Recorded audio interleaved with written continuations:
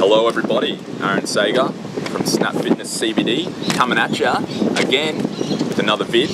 Guys, today I'm going to talk about complacency and how it can destroy you, okay? Sounds harsh, but in my opinion that's true, okay? So let's start with a bit of a story before we get into what complacency is, alright? So let's talk a little bit about my boy Hannibal. Hannibal from Carthage. Now we're going to get into a little bit of ancient history here. It's going to be good. Who likes a good story?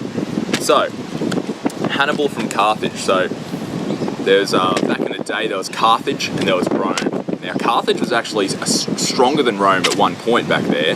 But what happened? Rome and Carthage did a little bit of shit. You know, shit went down, and Carthage was pissed off. Okay, so Hannibal comes up. He's a little, he's a prince of Carthage almost, and he's got this respect from the armies. He's won a few battles. You know, slaughtered a few people. You know, that's what you do when you're a soldier. And he thinks, look, I want to get back at Rome. I want to show Rome his boss. So what he does is he gets an army of, 40,000 people or something like that. I don't remember exactly. 40,000 people, takes them to the French Alps, takes them over the French Alps and into Italy. So back then, the Romans were like, French Alps? What the fuck? What are you thinking? You're going to kill yourself. Goes over, 40,000 men, a few people die, no bigs, gets them over there. Now Carthage, led by Hannibal, wants to fight the Roman Empire. Whoa, look out Hannibal, watch yourself buddy. The Romans are like, what do you think you're going to do with your 40,000 men? Half of them are dead, they're starving, you just came over the frozen icy Alps. But, on a side note, there's a bit of there's a bit of complacency from Rome right there, yeah? But anyway, back to the story. Hannibal's like, what are you going to do, mate? Goes through Italy and Rome, and the Romans are like, look out, mate. Look out, we got to sort some shit out. Now, there's 4 big battles that occur on Italian soil that the Romans they thought they were guaranteed to win. They thought they were going to kill it. They thought Hannibal with his 40,000 men. Rome's got several 100,000, no bigs, but in 4 massive battles, Hannibal destroys the Roman army, destroys them, kills them all. Like, we're talking slaughter, we're talking slaughterhouse. So, the Romans, there's a bit of complacency on the Roman side, they think they had it, they think they were all that, they think they had the superiority, the numbers. Lo and behold, Hannibal destroys them all. Now, in one massive battle, Hannibal slaughters 70,000 Italian people, okay? Now, some reports say that Hannibal, during that period, was responsible for killing 1/4 of all Italian men. Now, think of that. That's brothers, husbands, sons, all dead. 1/4. So these are massive victories. These are huge victories. Massive. Now, on the flippity-floppity flu, old Hannibal sits back. He's like, I've killed 1/4 of the men. The Romans are going to surrender. I'm going to chill out for a bit, And he had a thought. I might just go to the Roman gates right now after I just killed 70,000 people. Chill out, starve them out, and Rome's mine. But he got complacent, okay? He thought, no, they're going to surrender. Let's chill. Let's chill in Rome. Come on, army, let's go get some prozzies. Let's chill out in the towns and just reap our rewards. But 14 years later, Hannibal leaves Italy. He has to leave Italy, and he hasn't conquered Rome yet. He still hasn't conquered Rome after 14 years. A couple of decades later, he's dead. Rome comes back to Carthage and completely wipes the city out, destroys the whole city, like burns it to the ground, and there's very little evidence of Carthage even being there, other than anecdotal, written down evidence. So, what's the story here? Complacency can destroy you, literally destroy you, okay? So what is complacency exactly? Now, I view complacency as that feeling of, I've got it.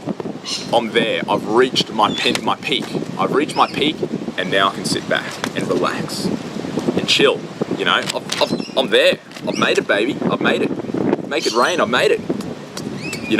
Now this applies to life, this applies to health and fitness, this applies to business, relationships, you know, anything you can think of, this applies to, and it's not good, okay? In fact, it's the opposite of good, and it's bad. I think of complacency like, I think of life, or whatever goal you're setting, as walking up a muddy mountain, okay? You're walking up a muddy mountain. You've got this goal at the peak, okay? And you're slowly trudging up. You're like, oh man, I see the goal, I see it. Oh yeah, I'm coming, baby. And you reach it, you reach a peak, and you're like, oh, you can relax, you know?